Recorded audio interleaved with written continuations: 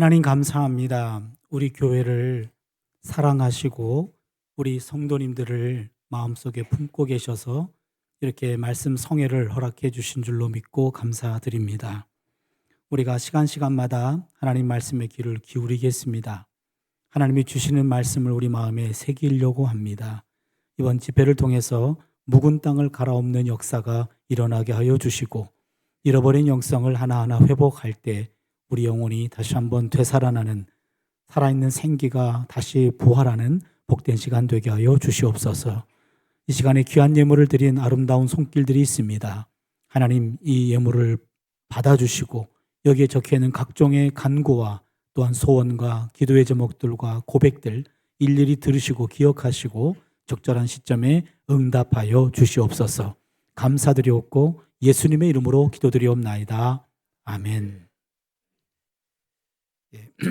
하나님 말씀 미가 6장 6절에서 8절 말씀 함께 보겠습니다.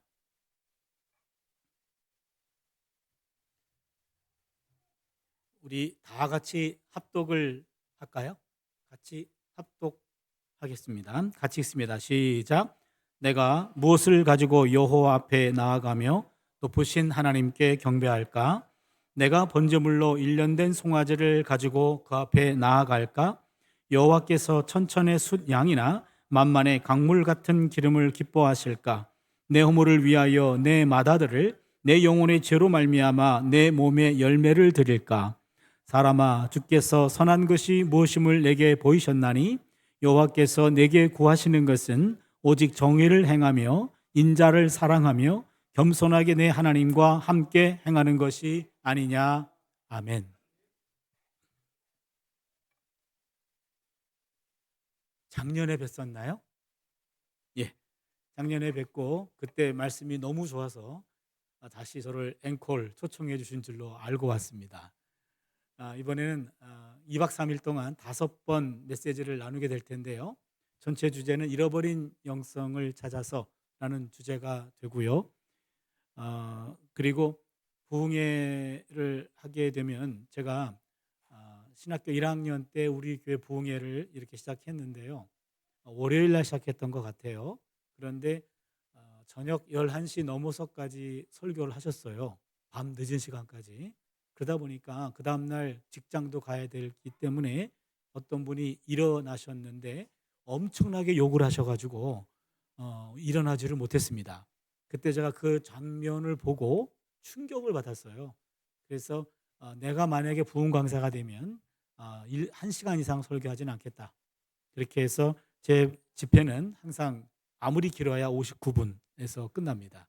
그래서 59분 이하 설교를 합니다. 라는 첫 번째 다짐을 말씀드리고, 두 번째는 우리가 5번 말씀을 우리가 들을 텐데요. 그리고 먹을 텐데요. 좋은 말 할 때 여러분 개근해 주시기를 바랍니다. 제가 만날 때마다 개근하세요, 개근하실 거죠? 라고 인사를 드릴 겁니다. 5가지 말씀들이 우리한테 꼭 필요한 말씀들이기 때문에 여러분들이 마음에 새기는 시간 되어 주시기를 바라고요. 그리고 주일 오후 예배가 마지막 집회가 될 텐데 그때는 가정의 영성입니다. 그래서 여러분의 모든 가족들을 초청합니다. 제가 미리 말씀드리는 이유는 요즘 자녀들이 자기들이 무슨 연예인이라고 미리 말씀하지 않으면 사전에 스케줄을 빼놓을 수가 없대요. 그래서 이틀 남아 있으니까 여러분이 자녀들에게 말씀하셔서 주일 오후 2시 예배는 다 같이 모여서 가족별로 앉아주시고 그리고 말씀 듣고 가족과 함께 기도하는 그런 시간을 가지려고 합니다. 그렇게 해서 5번 집회를 우리가 계획하고 있습니다. 여러분 적극 협조를 부탁을 드리겠습니다. 예, 이제 잃어버린 영성 회복하자라는 주제로 첫 번째 예언자의 영성을 나누도록 합니다. 한국 기독교 언제 들어왔는가?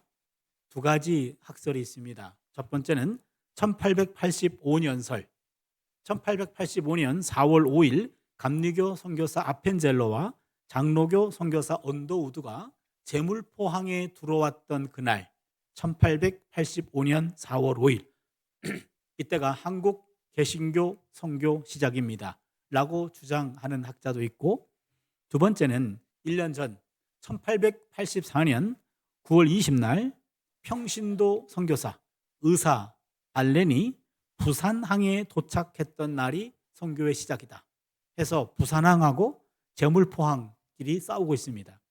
이분들끼리 싸우라고 그러고 우리는 이때쯤 왔겠거니 이렇게 이해하시고 좀 빨리 잡으면 1884년 9월 20날 부산항에 의사 알렌 평신도 선교사가 왔던 해를 기점으로 잡아보겠습니다. 그렇다면 1884년에 복음이 이 땅에 들어왔고 올해가 2024년이니까 140년이 된 해이네요. 140년 전 이 땅에 복음이 들어왔을 때 이때 선교 초기에 일어났던 세 가지 에피소드를 먼저 말씀드리려고 합니다. 첫 번째 에피소드는 1885년 10월 8일 새벽 6시경에 일어났던 일입니다. 명성황후 시해 사건입니다. 40명의 일본 낭인들과 일본 수비대가 합세했고 경복궁 담을 뛰어넘었습니다.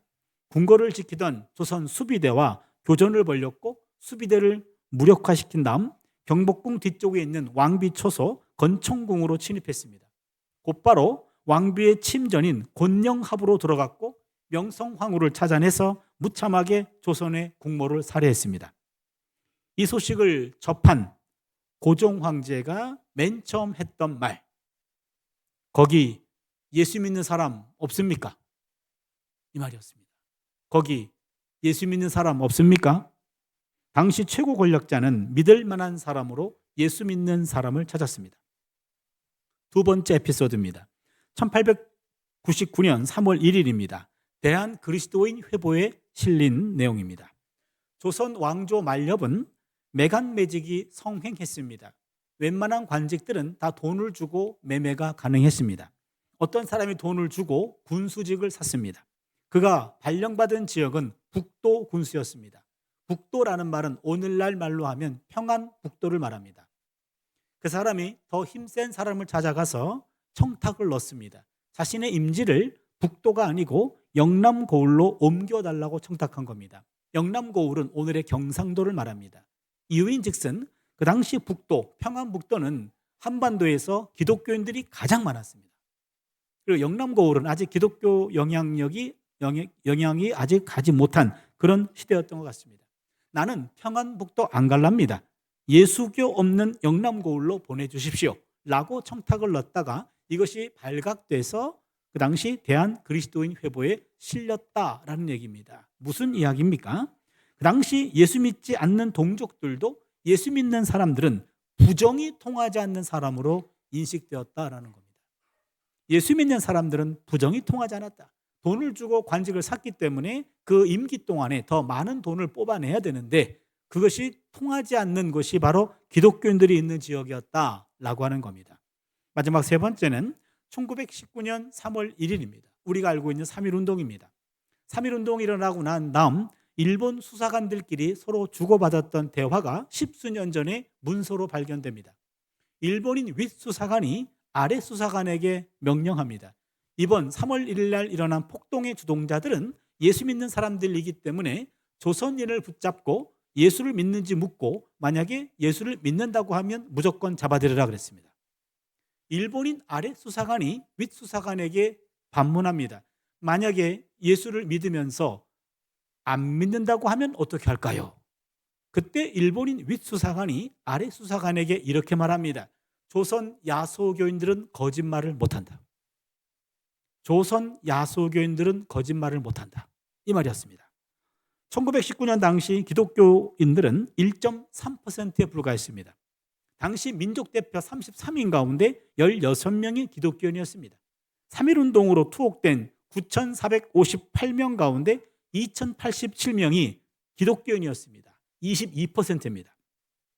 정의와 공공을 위해서 자신을 희생시켰던 이런 기독교인들의 덕목을 보여준 자랑스러운 역사라고 말할 수 있습니다. 여기서 우리가 알 수 있는 것은 당시 일본 수사관들도 조선 기독교인들은 거짓말을 모르는 사람이라고 인정했다라는 사실입니다. 사실 우리나라 선교 초기에 이와 같은 에피소드들은요 정말로 자랑스러운 전통으로 보입니다. 그러나 오늘의 한국교회는 어떻습니까? 요즘은 이순신형 기독교인들이 증가한다고 합니다. 이순신 장군이 노량해전에서 나의 죽음을 아무에게도 알리지 말라라고 했듯이 내가 기독교인임을 아무에게도 알리지 말라라고 하는 게 이순신형 기독교인이라고 합니다. 저희 딸 녀석이 대학을 미션 대학 스쿨을 나왔는데 자기 친구들한테도 아빠가 목사라는 걸 말하지 않더라고요. 국가 기밀일쯤 되는 모양이에요. 본인이 교회 다닌다라는 말도 잘 안 하고 있는 것 같아요. 그만큼 요즘 대학생들이 교회를 다닌다라고 하는 것이 그렇게 떳떳하고 자랑스러운 그런 시대는 아닌 것 같고요. 좀 씁쓸하고 그리고 목사로서 기성세대로서 우리 자녀 세대들에게 미안한 마음도 듭니다. 그러면 어찌 해야 할까요? 선교 초기에는 소수였지만 민족의 등불이었고 희망이었는데 오늘 한국 기독교는 그런 평가를 받고 있지 못합니다. 과거에는 있었는데 오늘 잃어버린 영성, 그것이 무엇일까? 그 잃어버린 영성 가운데 하나가 우리는 오늘 예언자의 영성으로 보는 겁니다. 그리고 오늘 말씀 제목은 예언자의 영성입니다. 1977년 1월 20날입니다. 지미 카터 미국 대통령 취임식이 이어 있었습니다. 미국 대통령 취임식은 전 세계의 뉴스거리가 됩니다. 전 세계인들이 보는 앞에서 오른손을 들고 대법관 앞에 선설하고 또 한 손으로 성경책을 들어서 전 세계인들이 보는 앞에서 성경 한 구절을 읽는 순서가 있어요. 이때 지미 카터 대통령은 미가 6장 8절 말씀을 읽었습니다. 사람아, 주께서 선한 것이 무엇임을 내게 보이셨나니 야훼께서 내게 구하시는 것은 오직 정의를 행하며 인자를 사랑하며 겸손하게 내 하나님과 함께 행하는 것이 아니냐. 6장 8절 원래 유명한 말씀입니다. 그런데 이 유명한 말씀이 역사적인 순간에 선포되자 더 유명해졌습니다. 우리나라에 미가서를 전공해서 박사학위 받은 1호 박사가 있어요. 그게 접니다. 예, 그래서요 제가 한 번 설교할 기회가 있다면 요 미가 6장 8절 가지고 설교하는 게 저의 책무이기도 하고 제가 가장 아끼는 곳에서 하는 설교이기도 합니다. 오늘 6장 8절 말씀을 오늘 이해하고 이 말씀을 먹는 것이 우리가 오늘의 과제입니다. 그런데 6장 8절 말씀을 이해하려면 6절과 7절 말씀을 먼저 이해해야 됩니다. 6절과 7절 제가 다시 한번 읽어보겠습니다. 내가 무엇을 가지고 야훼 앞에 나아가며 높으신 하나님께 경배할까? 내가 번제물로 일련된 송아지를 가지고 그 앞에 나아갈까? 야훼께서 천천의 순양이나 만만의 강물 같은 기름을 기뻐하실까? 내 허물을 위하여 내 맏아들을 내 영혼의 죄로 말미암아 내 몸에 열매를 드릴까? 여기 보시면요 지금 이 맥락은 어떤 맥락이냐면 고대 이스라엘 사회에서 예배 드리러 가잖아요. 제사 드리러 갈 때 아무나 들어가는 것이 아니라 성소 앞에 서 있는 제사장에게 시험받고 들어왔어요. 허락받고 들어왔습니다. 그러게 제사장에게 묻는 거예요. 내가 무엇을 가지고 야훼 앞에 나아가며 높으신 하나님께 경배할까요? 라고 하면 여기 보시면 제사장이 보고 당신의 그 당 사람들의 상태를 보고 그 사람의 상태에 맞는 제물을 가르쳐 줍니다. 그럼 그 제물을 가지고 와서 하나님께 제물을 드리면서 하나님께 예배를 드리는 것이 그 당시에 예배 절차였습니다. 그렇다면은 여기 보시면 내가 일련된 송아지를 바칠까요? 아니면 천천의 순양이나 만만의 강물 같은 기름을 드릴까요? 아니면 내 허물을 위하여 내 맏아들을 드릴까요? 여기 나와 있는 일련된 송아지, 요거는 번제물을 말합니다. 천천의 순양이나 만만의 강물 같은 기름, 요거는 소제물을 말합니다. 또한 내 허물을 위하여 내 맏아들을, 요거는 속죄제물을 말합니다. 오늘은 내가 번제를 드릴까요? 그리고 소제를 드릴까요? 아니면 속죄제를 드릴까요? 라고 예배자가 묻습니다. 그러면 제사장이 보고 당신은 오늘 번제를 드리시면 됩니다. 당신은 소제를 드리세요. 당신은 화목제를 드리세요. 라고 알려주는 순서에 요 순간에 예언자가 인터셉트한 거예요. 그리고는 제사장의 영성이 아니라 예언자의 영성을 가르쳐 준 겁니다. 그렇다면 우리는 예언자의 영성을 들어가기 전에 먼저 제사장의 영성이 무엇인지를 일단 정리하는 게 좋을 것 같습니다. 레위기 1장부터 7장까지 보면 희생 제물에 대해서 알려주고 있죠. 여러분 레위기 1장 7장 별로 읽고 싶지 않은 장이죠. 그렇죠? 거기에 제사법 5가지가 나오지 않습니까? 거기 보면은 뭐 번제 나오고 소제 나오고 화목제 나오고 속건제 나오고 속죄제 나오고 5가지 제사법이 나와요. 우리 제사법도 모르는데 이걸 우리가 왜 알아야 되나라고 좀 짜증이 나는 본문이기도 합니다. 그러나 구약 시대에 레위기 1장 7장에 나와 있는 제사법은 복음의 메시지입니다. 왜냐하면 우리의 죄와 허물을 벗어주는 은혜의 수단이었어요. 우리의 죄를 씻어주는 방법으로 하나님이 5가지 방법을 가르쳐 준 겁니다. 그것은 은혜의 수단이지 우리에게 부담 주는 것들이 아니었습니다. 그렇기 때문에 하나님께 올 때 합당한 제물을 가지고 오는 것, 이것은 예배자의 바른 태도입니다.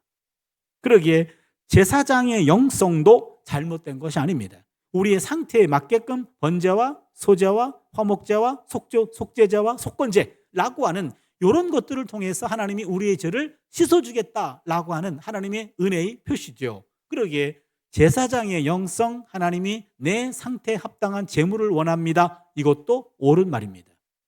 두 번째로 시인의 영성을 한 번 더 봅니다. 시인의 영성은 하나님은 제물이 아니라 감사를 받으신다고 말합니다. 시편 50편 13절을 보시면 내가 수소의 고기를 먹으며 염소의 피를 마시겠느냐? 당신들이 드리는 희생제물 가지고 오면 내가 그거 고기 뜯어 먹겠습니까? 피를 마시겠습니까? 사실 알고 보면 당신들이 갖고 있는 모든 가축들 다 내 거거든. 내가 여러분들에게 맡긴 거예요.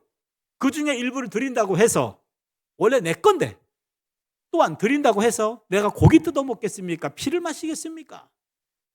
내가 진정 원하는 것은 23절에 나옵니다. 시편 50편 23절을 보시면 감사로 제사를 드리는 자가 나를 영화롭게 하나니. 그 제물을 가지고 온 사람이 그 감사하는 것, 그 마음, 그것을 하나님이 받으십니다. 이게 시인의 영성입니다. 이것도 맞는 말입니다. 그렇다면 예언자의 영성은 조금 강조점이 달라요. 예언자의 영성은 하나님이 원하시는 것은 제물이 아니라 사람입니다 라는 말이에요. 하나님이 원하시는 것은, 하나님이 찾는 것은 제물도 감사도 아니고 사람입니다. 제사장의 영성인 제물도 틀린 말 아니고요, 시인의 영성인 감사도 틀린 말 아니고요, 예언자의 영성은 사람을 중시하고 있습니다. 그렇다면 하나님이 어떤 사람을 찾으시는가? 3가지를 행하는 사람을 찾으십니다. 첫 번째입니다. 한번 따라할까요? 오직 정의를 행하며, 오직 정의를 행하며. 사람아, 주께서 하는 것이 무엇임을 내게 보이셨나니 오직 정의를 행하며 인자를 사랑하며 겸손하게 하나님과 함께 행하는 것이 아니냐. 그게 6장 8절 말씀에 나오는 말씀이잖아요. 오직 정의를 행하며. 여기 정의를 행한다라는 말은 간단하게 얘기하면 이것은 약자의 권리를 보호해 주는 겁니다. 정의를 행한다라는 것은 약자의 권리를 보호해 주는 겁니다. 더 쉽게 얘기할게요. 정의를 행한다라는 말은 약자들을 돌보는 거예요. 약자 돌봄. 이사야 1장 17절을 보시면 선행을 배우며 정의를 구하며 학대받는 자를 도와주며 고아를 위하여 신원하며 과부를 위하여 변호하라 하셨느니라. 여기 보니까 정의를 구하는 것은 학대받는 자를 도와주는 거예요. 고아를 신원하는 거예요. 과부를 변호하는 거야. 한마디로 말하면 정의를 구한다라는 것은 약자들을 돌보는 겁니다. 동시에 약자 손을 잡아주는 거예요. 한 걸음 더 나아가서 약자와 연대하는 겁니다. 이게 정의를 행하는 거예요. 정의를 행한다라는 말 아주 쉽게 표현하면 약자 돌봄, 약자 손잡아줌, 약자와의 연대. 이것이 정의를 행하는 겁니다. 우리가 사는 세상은 정의롭지 못합니다. 폭력적이기도 합니다. 그리스도인 우리만이라도 샬롬과 정의를 증진시키는 삶을 살아내야 됩니다. 좀 더 약한 사람들의 편이 되어주고, 그리고 특권을 덜 받는 사람들, 그들과 함께 연대하려고 노력하는 것, 그것이 바로 정의를 실천, 정의를 행하는 겁니다. 제가 1988년도에 독일 유학을 갔는데요, 거기에서 기이한 사람들을 좀 봤어요. 팔, 다리 없는 기형아. 이분들이 길거리에 질비해요. 한두 사람이 아니었어요. 그런데 아주 독특한 것은 다 여성이었어. 20대 여성 청년들이었습니다. 근데 이분들이 보행이 불가능하니까 다 휠체어를 타고 있어요. 그런데 휠체어를 조정할 만한 팔의 길이가 되지 않아요. 그러다 보니까 휠체어 뒤에는 건장한 남자 청년들이 하나씩 붙어 있어. 저건 또 뭐지? 나중에 알고 봤더니 1957년에 독일에 있는 제약회사에서 입덧 방지약 케바톤을 처음으로 만들었습니다. 입덧 방지약 케바톤. 그것을 먹고 아이를 출산한 분들 중에 여자아이가 다 이렇게 태어났어요. 유럽에서만 12,000명 발생했습니다. 그 여자 청년들이에요. 또한 뒤에 휠체어를 밀어주는 남자 청년들은 독일 말로 Zivildienst, 우리말로 얘기하면 공익요원입니다. 국가에서 지정하는 곳에 가서 몇 개월 동안 일정 기간 봉사해야 하는 의무가 있는데 그 남자 청년들이 그 일을 하는 거죠. 그래서 그 청년들은 잠자는 시간 이외에 24시간 여자 청년의 손가발이 되어주는 겁니다. 국가가 계속해서 젊고 싱싱한 남자 청년들을 보내주고 있어요. 동네 사람들의 표정을 봤어요. 그 여자 청년들을 이상한 눈으로 보지 않더라고요. 그 당사자인 여자 청년들의 눈치를 봤어요. 전혀 기가 죽어 있지 않아요. 밝아요. 본인의 잘못이 아니에요. 본인은 이미 평생 먹고 살 수 있도록 제약회사에서 책임지기로 했습니다. 국가에서 계속해서 남자 청년들을 붙여주고 있어요. 동네 사람들의 마인드에는 이상한 사람 취급하지 않고 한 가족같이 대해줘요. 본인도 뭔가 대학을 나오고 뭔가가 능력이 있다면 영순위 취직입니다. 국가적으로 약한 사람들을 이렇게 배려하고 약한 사람들을 이렇게 세워주는 그 시스템, 그런 마인드, 이걸 보면서 아하, 독일 기독교는 강국이구나, 독일은 기독교 강국이구나 라는 걸 깨달았습니다. 기독교라고 하는 것은 바로 정의를 행하는 사람들의 행하는 나라고, 정의를 행한다라는 말은 약자들을 돌보고 약자들과 연대하는 시스템이 갖춰진 나라, 그게 바로 기독교 정신이 뿌리가 된 나라라고 볼 수 있습니다. 어떤 할아버지가 휠체어를 타고 버스 정류장에 버스를 기다리고 있어요. 그 휠체어는 본인이 조종합니다. 아니, 어떻게 혼자 버스를 타지? 버스가 왔어요. 정류장에 섰습니다. 그리고는 쨍 하고 한쪽으로 기울어요. 그러더니 버스 기사가 바깥쪽으로 튀어나와요. 그러더니 버스가 이미 보도블록 쪽으로 기울었기 때문에 조금만 밀면은 휠체어가 자연스럽게 올라갑니다. 그리고 버스 안에 휠체어를 고정할 수 있는 고정석이 서너 석이 있어요. 착착 고정시켜 놓고 그 운전기사는 운전석으로 이동합니다. 운전기사 표정을 살펴봤어요. 귀찮아하지 않아요. 거기 있는 승객들의 표정을 살펴봤습니다. 짜증내지 않아요. 또한 당사자인 그 할아버지 얼굴을 봤어요. 전혀 미안해하지 않아요. 마치 할아버지가 가족들과 함께 버스를 대절해가지고 소풍 가는 줄 알았어요. 그러나 거기 있는 모든 분들은 다 처음 보는 분들이에요. 처음 보는 분들이 교통 약자들을 가족같이 대해주는 걸 보면서 아하, 깜짝 놀랐어요. 교통 약자들이 어느 곳에 가든지 그 교통 약자 그것 때문에 수모당하지 않고 배려받고 있는, 그걸 당연한 권리로 생각하는 그런 나라, 그게 바로 독일이었어요. 모든 약자들을 배려하기 때문에 모든 건물들은 휠체어가 들어갈 수 없다면 준공 허가가 떨어지지 않아요. 그러니까 모든 사람들이, 모든 약자들이 자유롭게 이동할 수 있도록 모든 시스템이 갖춰져 있는 것, 바로 독일이었고, 그건 바로 기독교 정신이고 바로 정의를 행하는 그런 것들을 의식화하고 제도화하고 이것들이 뿌리를 내린 모습을 보면서 아, 기독교 강국이구나 라는 것을 깨닫게 됐어요.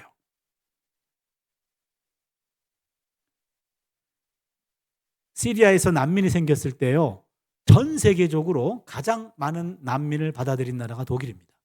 200만 명을 받아들였어요. 200만 명.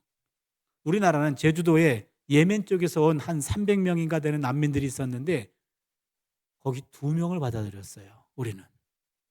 그들을 가장 반대했던 사람들이 기독교였어요. 그들 중에는 이슬람교도가 있기 때문에 이슬람교가 한국에 오는 것은 인정할 수 없다. 기독교인들이 앞서서 반대했어요. 수치스러운 일입니다. 독일은 그들이 이슬람이건 뭐건 상관없이 그들은 난민들은 다 하나님이 사랑하라고 했기 때문에 그것들을 받아들이고 그것 때문에 사회적으로 경제적으로 문제가 되는 것들은 모두 우리가 감당한다 하면서 가장 많은 난민들을 유입한 나라가 그 나라예요. 원리는 간단해요. 성경에 나와 있는 말씀대로 살겠다라는 거죠. 여러분, 정의를 실천하는 사람들은요, 자기 이익에 따라 일의 우선순위를 결정하지 않습니다. 정의를 실천하는 사람은요, 자기 편리함의 기준이 아닙니다. 정의를 실천하는 사람은요, 자기 욕망에 따라 일의 우선순위를 결정하지 않습니다. 정의를 실천하는 사람은요, 십계명과도 같은 하나님의 마음이 모아진 것, 하나님의 마음이 모아진 것이 십계명이고요, 예수님 마음이 표현된 것이 마태복음 5장, 6장, 7장이고요. 그 안에서 그 산상순이잖아요. 산상순의 핵심이 주기도문이에요. 그러게 항상 일의 우선순위를 결정할 때 하나님이라면 어떻게 결정하실까? 예수님이라면 어떻게 판단하실까? 기준이 내 욕심, 내 욕망, 내 편리함, 내 이익이 아니고요. 하나님이에요. 예수님이에요. 하나님의 마음이 모아진 것 십계명을 묵상합니다. 예수님의 마음이 들어가 있는 주기도문을 묵상합니다. 십계명과 주기도문은 교회에서의 예배 절차 속에서만 나오는 것이 아니라 성경 공부할 때만 배우는 것이 아니라 우리 일상에서 암송하고 묵상하고 그 말씀을 실천하는 겁니다. 그게 정의를 실천하는 사람의 삶입니다. 우리 사회는 정직하고 공의롭게 살면 오히려 손해본다는 생각하는 사람 많은 것 같습니다. 부분적으로는 혹은 때로는 그럴 수 있습니다. 그러나 하나님의 자녀인 그리스도인이라고 하면서 눈 앞에 있는 이익 때문에 눈 뒤에 있는 하나님을 외면해도 되겠는가? 눈 앞에 있는 물질과 눈 뒤에 있는 하나님을 맞바꾸는 어리석은 그리스도인들이 종종 우리 눈에 띕니다.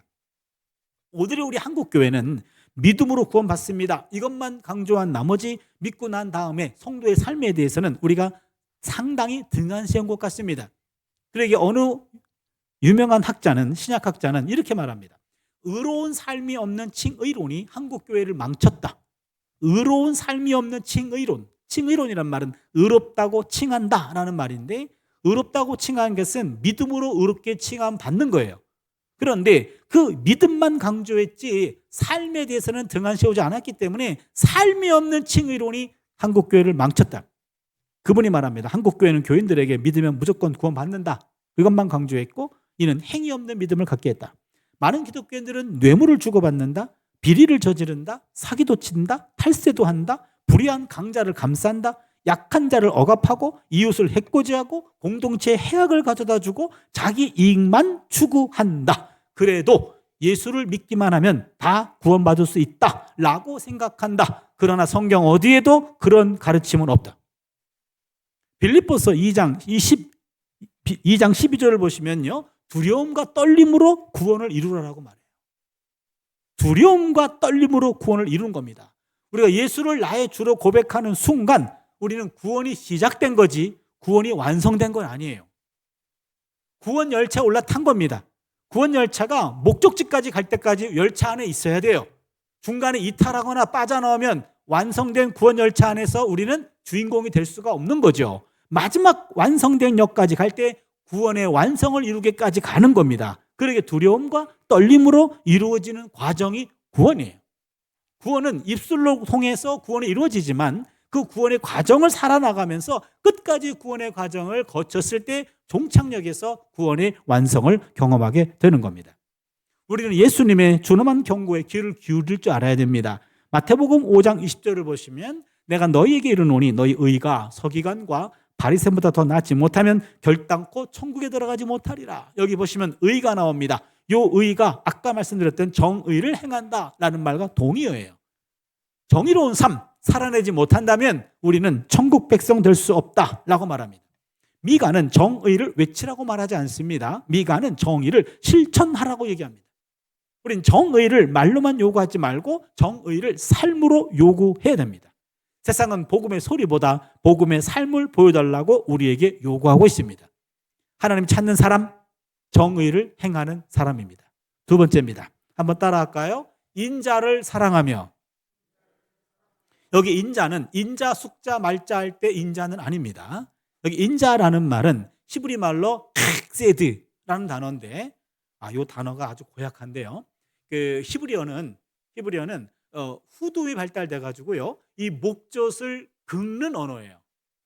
그래서 아브라함의 하나님, 이삭의 하나님, 야곱의 하나님, 우린 부드럽게 넘어가잖아요. 요 랍비들 발음하는 거 보면 아브라함, 이삭, 야곱 이렇게 해요. 아브라함, 이삭, 야곱. 이게 몇 번 발음하면 목이 잠겨요. 그래서 우리 그냥 아브라함, 이삭, 야곱 그렇게 얘기하는데 요 캑세드라고 하는 말도 가래 뱉기 직전. 가래가 나오면 과한 거고 안 나오면은 부족한 거예요. 캑세드란 말인데 여러분 오늘 좀 그래도 자리가 널널하네요. 그러니까 실수 안 할 것 같은데 그래도 손을 이렇게 대시고요. 한 번만 발음 한번 해보세요. 한 번에 끝내주세요. 발음이 부족하면 한 번 더 해야 되고 지나치면 한 번 더 해야 돼요. 적절하게 조절하셔가지고 잘 듣고 한 번만 따라해 주세요. 캑세드. 에이 약해요. 다시 한번 캑세드. 예, 그 단어인데 캑세드란 단어인데 요거 몇 번 하면은 목이 잠겨서 목이 아파요 또. 그래서 헤세드라는 말로 바꿔 불러요. 헤세드. 들어보신 분도 있을 거예요. 헤세드. 요 헤세드라는 말이 인자라는 말로 번역했는데 요 헤세드라고 하는 말은 우리말 성경에 인애라는 말로도 많이 번역됐고 자비, 긍휼, 선대, 선한 일, 불쌍히 여김 한 10개로 번역이 됐어요. 그 정확한 의미를 우리말로 꼭 집어내는 것이 어렵습니다. 그러기에 요 헤세드만을 연구하는 학자들이 많아요. 제가 헤세드를 깊이 연구해 본 결과 이렇게 정리할 수 있습니다. 헤세드란 남편과 아내 사이에서 마땅히 지켜야 할 바를 지킴, 아버지와 아들 사이에서 마땅히 지켜야 할 바를 지킴, 친척 사이, 친구 사이, 손님과 주인 사이, 윗사람과 아랫사람 사이에서 마땅히 서로가 서로에게 지켜야 할 바를 지킴. 우리말로 가장 적당한 말이 도리예요. 인간적인 도리를 지킨다. 여러분 도리 아시죠?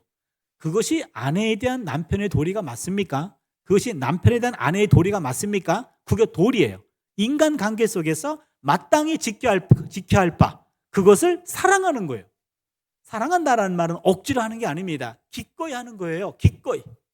감사함으로 기꺼이 하는 것. 내게 주어진 인간적인 도리를 사랑하는 사람, 기꺼이 하는 사람. 예를 들면 하나님에 대한 신자의 도리를 억지로 하는 것이 아니라 기꺼이 해요. 그 하는 걸 사랑하는 거예요. 또한 인간관계 속에서 내게 주어진 도리를 기꺼이 하는 거예요. 그걸 사랑하는 겁니다. 이게 하나님이 찾는 사람으로서 두 번째 갖춰야 될 덕목이기도 하죠. 한번 예를 들어 볼게요. 우리 모두 다 마찬가지일 텐데 우리가 지금 일하는 데가 있고요. 일터가 있고 그다음에는 교회가 있고요. 그다음에는 가정이 있습니다. 요 세 군데가 우리가 있는 나와바리잖아요. 그렇죠? 그런데 저도 마찬가지인데 저를 예를 들을 텐데 여러분도 마찬가지 다 적용이 가능합니다. 각 장소에서 세 가지 헤세드가 있습니다. 첫 번째, 저는 일터는 학교입니다. 제가 대학에 교수로 있는데요. 대학 교수는 세 가지 헤세드가 있어요. 제가 보기에 첫 번째는 연구입니다. 연구. 교수는 연구를 많이 해야 됩니다. 학생들은 지들도 공부 안 하면서 공부 안 하는 교수를 우찌그리 잘 알아보는지 모르겠어요. 그래서 교수는 연구를 많이 해야 돼요. 저도 학생들한테 제가 밀리지 않으려고 나름 연구를 많이 하려고 노력을 합니다. 그래서 현재 66권의 책을 썼어요. 그리고 앞으로 계속 쓸 겁니다. 제가 학생들에게 그런 선포를 했어요. 내 키만큼 책을 쓸 수 있도록 너희들이 기도해주고 감시해달라. 지금 어디까지 썼는지 잘 모르겠어요. 한 친구가 언제 와가지고 박사과정 친구가 와가지고 내가 쓴 책을 내 방에서 다 빼가지고 한번 쌓아올린 적이 있어요. 그랬는데 여기 명치까지 왔어요. 한 55권 정도 썼을 때. 지금 11권 더 썼으니까 어디까지 왔는지는 모르겠어요. 근데 아마 키만큼은 아직도 안 왔을 것 같아요. 그래서 언젠가는 키만큼 쓸 텐데 만약에 키만큼까지 책을 못 쓴다면 키를 줄인 한이 있더라도 키에 맞출 거예요. 그래서 아무튼 학자로서 교수로서 연구하는 것, 이거 제가 제 도리고요. 마땅히 감당해야 될 일이죠. 두 번째는 교육 잘 가르쳐야 됩니다. 가르치는데 관심을 갖고 열정을 갖고 잘 가르쳐야 돼요. 저희 딸 녀석이 학부를 생화학을 전공했는데 그 학교에 그 교수님 중에 한두 분 정도가 세계 100명의 과학자 안에 들어간대요. 그래서 굉장히 유명하신 분이에요. 연구 업적이 탁월하신 분이에요. 그런데 그분이 과목이 제일 성의가 없대요. 제일 재미가 없대요. 그분은 한 과목을 가르치는데 주로 연구하고 그다음에는 그냥 억지로 한 과목 강의하는 것 같아요. 학생이 30명밖에 안 되는데 얘가 3년 동안 그 교수님에게 여러 과목을 들었는데 학생들 이름 한 명도 기억을 못하고, 또한 지난 시간에 우리가 어디까지 했습니까? 라고 강의 준비를 해온 적이 없대요. 그래서 더럽게 못 가르친대요. 저한테 와가지고 아빠도 더러운 교수야? 그래서 야, 아빠는 깨끗하다 야 그랬어요. 학생들을 저는 중간고사 전까지 학생 이름들을 다 외우려고 그래요. 그래서 부단히 노력합니다. 그리고 복도에서 우연히 만났는데 그 학생 이름을 불러주잖아요. 그럼 그 학생 수업 태도가 바뀌어요. 아니, 학생이 이렇게 많은데 교수가 내 이름을 기억하네? 그러면 자기 이름을 기억해 주면요 수업 태도가 바뀌어요. 눈초리가 바뀌어요. 그러다가 우연히 복도에서 만났는데 여친이나 남친 이름을 불러주잖아요. 그 학생의 전공이 바뀌어요. 구약으로 다 바뀝니다. 그리고 그 학생의 기도 제목을 내가 이렇게 말해주잖아요.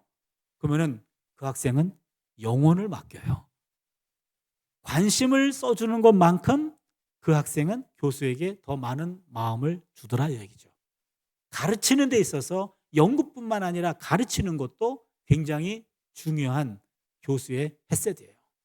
관심을 갖고 정말로 자녀같이 그 아이의 기도 제목을 또 관심 가져가면서 그 아이를 위해 기도해 주면서 가르치는 것 중요합니다. 세 번째는 봉사죠. 전문적인 지식을 가지고 사회가 필요로 할 때 요청 오면 응해줘야 할 그런 헤세드도 있습니다. 우리 사회에 무슨 문제가 생겼어요. 여러분 뉴스에 보면은 항상 그 분야의 전문가인 교수가 인터뷰를 응해줘요. 이 문제는 이렇게 분석해요. 이렇게 진단하고 이렇게 처방해 주죠. 각자의 전문가들이 다 있어요. 그거는 전문가 집단들이 사회를 향해서 봉사하는 거죠. 요 세 가지. 연구, 교육, 봉사. 이게 교수의 세 가지 헤세드고요. 또한 제가 교회 오면은 목사입니다. 저는 담임 목사는 아니고 협동 목사예요. 그러니까 목사로서 제가 생각하는 세 가지 헤세드는 첫 번째는 설교입니다. 목사는 설교의 헤세드가 있습니다. 설교의 도리가 있어요. 어디든지 설교 요청이 오면 설교를 해야 설교를 기쁨으로 감당해야 할 그런 의무가 우리에게 있는 거죠. 저도 이 설교를 아주 즐겨하면서 오늘 여기도 왔잖아요. 제가 월요일 날부터 목요일 어젯밤 늦은 시간에 중국 갔다가 왔거든요. 중국에서 월요일부터 목요일까지 계속 강의하고 설교하다 이렇게 왔어요. 중간고사 기간이기 때문에 가능합니다. 그리고 오늘은 또 금토일 이렇게 또 계속 설교를 하잖아요. 난 감사한 마음으로 감당해요. 우리 딸애들이 맨날 걱정합니다. 아빠는 그렇게 맨날 매일 가서 거기 설교하고 그러면은 힘들어서 어떡하냐고. 그럼 제가 그러죠. 야, 메뚜기도 한때란다. 아빠 2년 뒤에 은퇴하잖아. 은퇴하고 나면은 일 없을지도 몰라. 그래서 불러줄 때 이때 열심히 일해야 돼. 그랬더니 아빠 그렇게 열심히 일하다가 메뚜기 돌아가실 수도 있어. 그러더라고요. 그러나 아무튼 설교에 대한 요청이 오면 저는 목사로서 기쁨으로 이렇게 감당을 하려고 노력해요. 두 번째는 신방인데요. 저는 담임 목사가 아니잖아요. 협동 목사잖아요. 그런데 제가 지금 출석하는 교회나 제가 태어난 교회예요. 지금 60년 이상을 한 교회를 다니고 있어요. 그러다 보니까 한 80, 90 넘은 권사님 중 한 분이 병원에 입원하셨어요. 그리고 저는 병원에 계시는데 담임 목사님하고 그다음에 장로님, 권사님들, 전도사님들 다 병원 신방 가셔서 기도해드리고 그러는데 계속해서 들려오는 소리가 차 목사님이 오셔서 기도해주면 나을 것 같은데 이렇게 말씀하시는 권사님이 계셔요. 어떡합니까? 나보고 오란 얘기 아니에요. 그러면 주중에 억지로 시간 내가지고 억지로 병원을 가요. 그럼 가서 손을 잡아드리고요. 기도를 해드려요. 그러면 권사님이 나아요 또. 그럼 저는 알죠. 내 속은 불만 충만이에요. 왜 나까지 부르냔 말이에요. 그런데 권사님의 믿음 때문에 병이 낫는 거예요. 그렇다면 목사가 무엇이기에 의사도 할 수 없는 일을 담임 목사가 기도해주면 날 것 같다는 그런 믿음이 있다면요 언제든지 가야죠. 가서 손 한번 잡아드리고 정성스럽게 진정한 마음으로 기도 올리면 하나님이 감동하실 때가 있더라고요. 그래서 신방이라고 하는 것도 또 하나 목사의 헤세드예요. 또 하나 헤세드는요, 상담이에요. 상담. 제가 생각하는 목사의 세 가지 도리 중에 세 번째, 상담이 제일 힘든 것 같아요. 어느 날 학교에 있는데 교회 남자 청년이 전화가 왔어요. 아, 목사님, 웬일이냐? 좋은 일이 생겨서요. 목사님 한번 크게 쏘고 싶습니다. 정말 좋은 일이냐? 아, 시간 내주세요. 내가 크게 쏘겠습니다. 그러면 제가 정말 좋은 일이지. 예. 그러면은 내 통장에 쏴. 그렇게 얘기합니다. 아, 바빠서 갈 시간 없으니까 내가 너 만나려고 가가지고 그거 한 끼 먹으려고까지 갈 시간 없어. 정말 그렇게 쏘고 싶으냐? 내 통장에 쏴. 근데 통장 번호 물어보는 청년 없어요. 그러나 그건 괜찮아. 좋은 일이니까. 그런데 여자 집사님이 전화하셨어요. 목사님, 예, 집사님 웬일이세요? 좀 시간 좀 내주시겠어요? 무슨 일인데요? 만나서 얘기할게요. 혹시 무슨 일인지 물어봐도 돼요? 만나서 얘기할게요. 한 번 더 물어봤다가는 전화 끊을 것 같아요. 예, 알았어요, 내가. 그래서 끊었어요. 만났어요. 만났는데 엉엉 울면서 얘기해요. 엉엉 울면서 얘기하는데, 아니, 그 내용은 부부간의 이야기야. 아주 은밀한 이야기야. 어떻게 그 부부간의 은밀한 이야기를 저렇게 노골적으로 다 이야기할 수 있지? 내가 감당할 수가 없어가지고 만약에 중지시켰다가는 다시 처음으로 돌아갈까봐 중지도 못 시키겠어요. 그냥 처음부터 코도 풀었다가 울면서 막 이야기하는데 한 4시간을 얘기하셨어요. 다 들었어요. 다 끝나고 났더니 이제는 목사님 기도해 주세요 그래요. 예, 기도합시다. 그리고 눈 감고 기도하는데 기도 딱 끝날 때 보니까 이미 화장을 다 고쳤어. 그 사이에. 그러니까 기도하면서 다 고친 모양이에요. 그리고 얼굴이 환해지셨어. 그리고 할렐루야 그러고 가셨어요.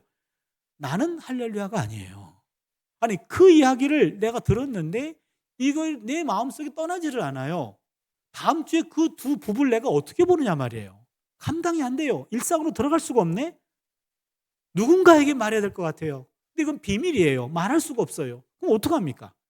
집에 가면 제 아내가 계시는데 제 아내는 듣고 잠그는 은사가 있으신 분이에요.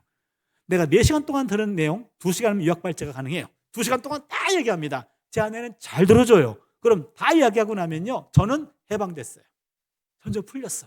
그럼 이분은 어떻게 푸신가 봤더니 이분은 자다가 잠꼬대로 풀더라고요. 그러니까 우리 둘이 그 사람의 그 답답한 마음을 다 들어준 거예요.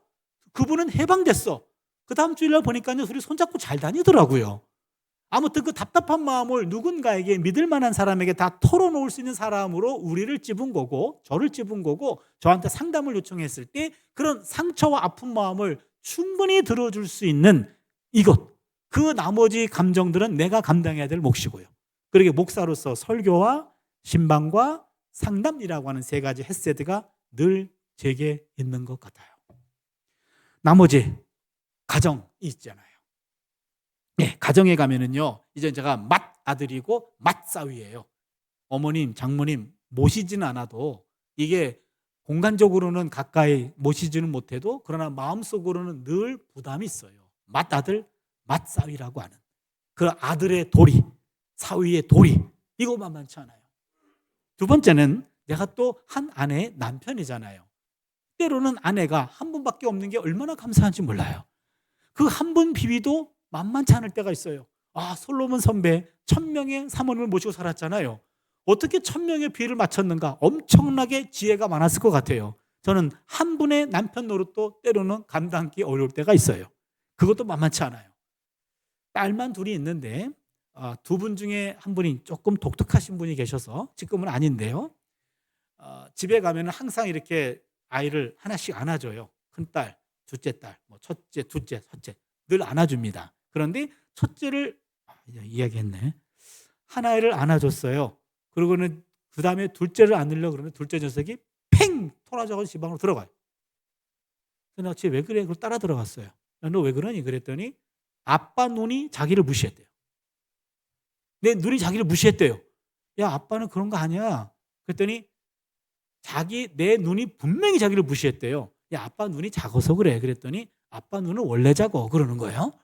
그래서 야, 그거 아니라니까 라고 한참 얘기했어요. 그랬더니 알았어. 오늘은 내가 넘어갈 테니까 다음부터 눈 크게 뜨고 다녀. 그러고 나왔어요. 이 둘째 녀석 A형인데 내가 보기에는 아마 더블 A형 내지는 트리플 A형인 것 같아요. 딸아이 아빠 노릇하는 것도 때로는 만만치 않아요. 그렇다면은 9가지 도리가 있잖아요. 직장에서 셋, 교회에서 셋, 가정에서 셋. 요 9가지 도리가 다 하나님이 내게 맡겨진 일이에요. 교회에서 하는 일, 하나님의 일 맞아요. 그러나 교회에서 하는 일만 하나님의 일은 아닙니다. 직장에서의 일도 하나님이 시키신 일이에요. 가정에서의 일도 하나님이 시키신 일이에요. 그러기에 이 9가지 일은 다 하나님의 일이에요. 그렇기 때문에 무조건 교회의 일이 가장 우선이야 라는 것도 잘된 가치관은 아닙니다. 그때마다 달라야 돼요. 우리 학교에 우리 신학생들 보면요, 대부분 목회자 자녀이거나 교회 중직자 자녀들이에요. 이 친구들이 하나같이 엄마 아빠한테 상처가 있어요. 자기가 엄마 아빠 꼭 필요로 할 때 그때 나를 팽개치고 교회 가서 예배 드렸다는 거에 대한 그런 상처가 있더라고요. 때로는 남편의 도리가 이 순간만큼 필요하기 때문에 설교 약속한 교회에 연락해서 설교를 취소한 경우도 있었어요. 남편의 도리가 이 시간은 우선인 것 같아요. 그때마다 달라요. 그때마다 분별해야 내가 인자를 사랑할 수 있습니다. 내게 주어진 그 도리가 이 순간만큼은 교회에서의 도리가 우선인지 직장의 도리가 우선인지 가정의 도리가 우선인지 분별할 수 있는 은혜가 있기를 바랍니다. 분별력을 가지고 그때마다 기도하셔야 돼요. 하나님의 지혜가 필요합니다. 그래서 인자를 사랑한다라는 것이고요. 마지막 3번째입니다. 한번 따라할까요? 겸손하게 하나님과 함께 행하라. 예, 여기 3번째인데요. 겸손하게 하나님과 함께 행하라. 행하라라는 말은 할라크라는 말인데 걷다 그 말이에요. 걷다. 하나님과 함께 걸어가라 이야기입니다. 그것도 어떻게 해요? 겸손하게 하나님과 함께 걸어가라. 창세기 5장 24절을 보시면 에녹이 하나님과 동행하더니 하나님이 그를 데려가심으로 세상에 있지 아니하더라. 여기 보시면 에녹이 하나님과 동행하더니, 동행하다라는 말이 할라크예요. 그럼 무슨 말입니까? 걷다예요. 에녹이 하나님과 늘 걸어다니더니 하나님이 그를 데려가심으로 세상에 있지 아니하였더라. 에녹은 일상을 항상 하나님과 같이 걸어갔어요. 옆에 있는 하나님을 한순간도 놓치지 않았다는 얘기입니다. 하나님을 의식하며 살았다는 얘기죠. 겸손하게 하나님과 함께 걸어간다라는 말은 내 삶 전체가 나의 24시간이 옆에 하나님이 계신다라는 것을 인식하며 사는 겁니다. 내 24시간이 하나님이 보고 계신다라는 것을 놓치지 않는 거죠. 그게 겸손하게 하나님과 함께 걸어가기입니다. 하나님은 당신의 백성을 한순간도 놓치신 적이 없습니다. 하나님이 이스라엘 백성들이 이집트에서 종살이할 때 모세를 파송하셨고 모세를 통해 그들과 동행해 주셨죠. 그들을 이집트 땅에서 건져냈습니다. 홍해를 건넜습니다. 그들이 40년 동안 광야를 다닐 때 구름 기둥과 불 기둥으로 동행해 주셨습니다. 그들이 적과 꿀이 흐르는 가나안 땅에 들어갔죠. 가나안 땅에서도 하나님은 그들과 동행해 주셨습니다. 그런데 나라가 망했어요. 바벨론에 의해서 예루살렘이 함락됐습니다. 그들이 바벨론 포로로 끌려갔어요. 근데 말이에요, 바벨론 포로지까지 따라가셨어요. 하나님은 한순간도 당신의 백성을 놓치신 적이 없으셨어요. 이게 은혜예요. 요셉이 감옥에 들어갔잖아요. 하나님은 요셉의 감옥도 따라가셨어요. 당신의 백성을 한순간도 놓치지 않으시는 겁니다.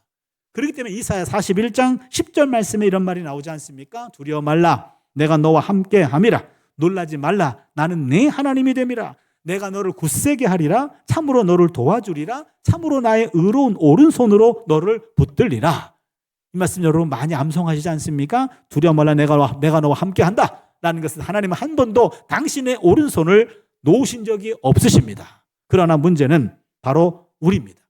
그리스도인이라고 하면서도 늘 함께 하시는 임마누엘의 하나님을 순간순간 놓치고 사는 것은 아닌가? 늘 옆에 계셔주시는 하나님을 외면하는 것, 이거보다 더 큰 교만이 있을까요?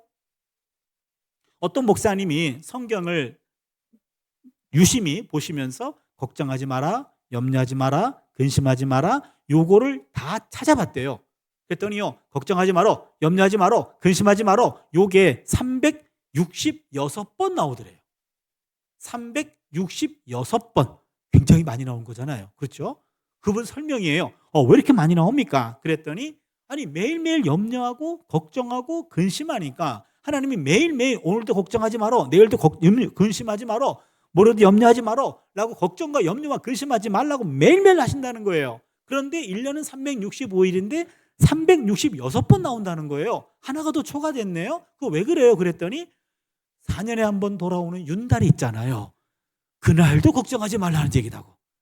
야, 그 목사님 참 대단하신 목사님인데요. 제가 아는 한 분이 계시는데 이분이 매일 염려하고 걱정하고 근심해요. 그러더니 어느 날 갑자기 저한테 여보, 오늘은 걱정이 안 돼. 근데 그게 더 걱정이야. 그러는 거예요. 그래서 내가 하시던 대로 하라고 그랬어요. 매일 염려하고 걱정하고 근심하다가 어느 날 걱정이 안 되니까 그게 더 걱정이래요. 그냥 하시던 대로 하세요. 그랬어요. 근데 여러분, 염려와 걱정과 근심은 믿음이 약해서가 아니라요, 믿음이 없어서 그래요. 더 신랄하게 얘기할까요? 교만해서 그래요. 왜? 옆에 있는 하나님을 완전히 무시하기 때문에 혼자서 염려와 걱정과 근심을 하고 있는 거예요.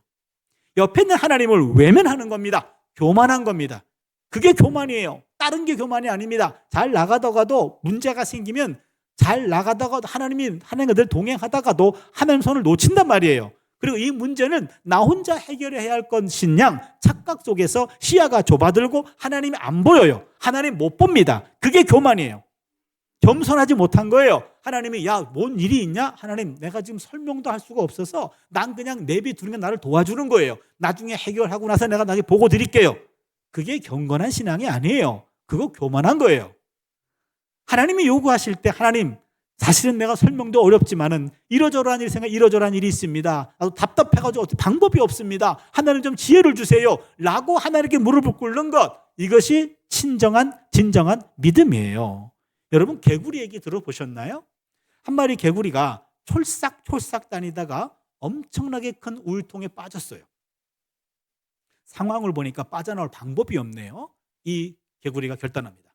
이왕지다 일이 된 것, 그동안 먹고 싶었던 이 고급진 흰 우유를 내가 다 먹고 죽어야 되겠다 하고는요, 벌컥 막 들이킵니다. 마구 들이킵니다. 그러다가 배가 이만큼 나왔는데 마지막 벌컥 하는 순간 뻥 터졌어요. 그래서 배가 뻥 터져가지고 뽀얀 개구리 한 마리가 널브러져 있어요. 우유통에 떠 있어요. 그 다음날 우유통 주인이 봤더니 아주 뽀얀 개구리 한 마리가 돌아가셨네요. 집어가지고 버렸어요. 그때 또 한 마리 개구리가 꽁충 하면서 또 한 마리가 들어왔어요. 아, 이 개구리는 또 내일 버려야 되겠네. 그런데 오늘 들어온 개구리는 어제의 개구리와 달라요. 오늘 들어온 개구리는요, 눈빛이 살아있어. 그리고 뭔가 말을 하네. 갑자기 길을 갖다 댔더니 주여 삼창을 하고 있어요. 아, 얘는 미쳤구나 싶었습니다. 그 다음날 아침에 더 일찍 새벽같이 가서 이 개구리를 버리려고 갔는데 그 새벽 시간까지 앞다리와 뒷다리를 휘저으면서 땀 뻘뻘 흘리며 밤새도록 휘저으면서 기도했던 거예요. 주인이 보는 앞에서 우유가 치즈로 바뀌었어요. 뒷다리에 힘을 주고 우유통을 빠져나갔어요. 그 개구리는 살았어요. 주인은 그 개구리 별명을 붙여줬어요. 할렐루야 개구리라고요. 절망적인 상황에서 절대자를 놓치지 않은 거예요. 이겁니다. 절망적인 상황에서 절대자를 놓치는 것이 교만이에요.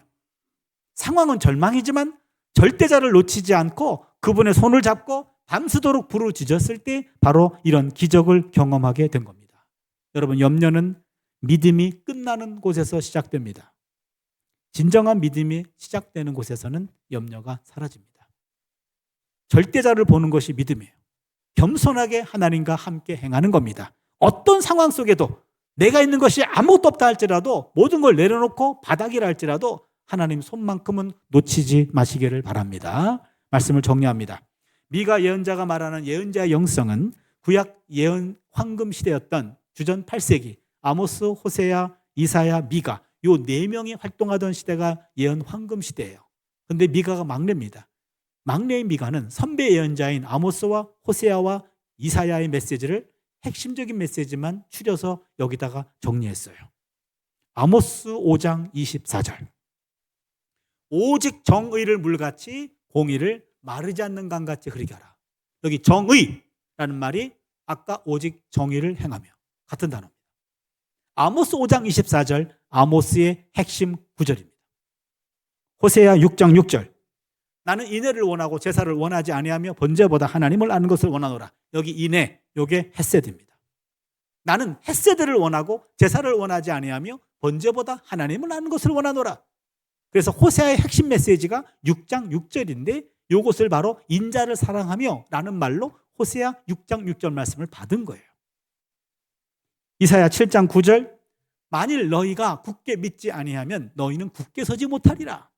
여기 굳게 믿다라는 말, 굳게 서지 못하리라, 이 말이 절대 믿음을 말합니다. 이게 이사야 핵심 구절이에요. 그렇다면 미가 6장 8절 말씀은 사람아 주께서 선한 것이 무엇임을 내게 보이셨나니 오직 정의를 행하며, 아모스 5장 24절 인자를 사랑하며, 호세아 6장 6절 겸손히 하나님과 함께 행하는 것이 아니냐, 이사야 7장 9절 8세기의 예언자들의 핵심 메시지를 집약한 것이 6장 8절 말씀이고, 6장 8절 말씀은 예언자의 영성의 핵심입니다. 제가 우연히 신약성경을 읽다가 마태복음 23장 23절을 읽고 전율을 느꼈어요. 이 본문이에요.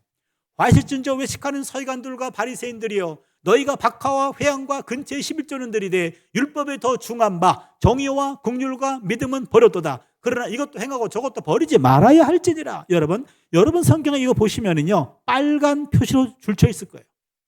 빨간 색깔로 되어 있을 겁니다. 여러분 성경의 빨간 색깔은 예수님의 어록과 예수님의 행적을 기록해 놓은 거예요. 이건 굉장히 중요한 말씀입니다.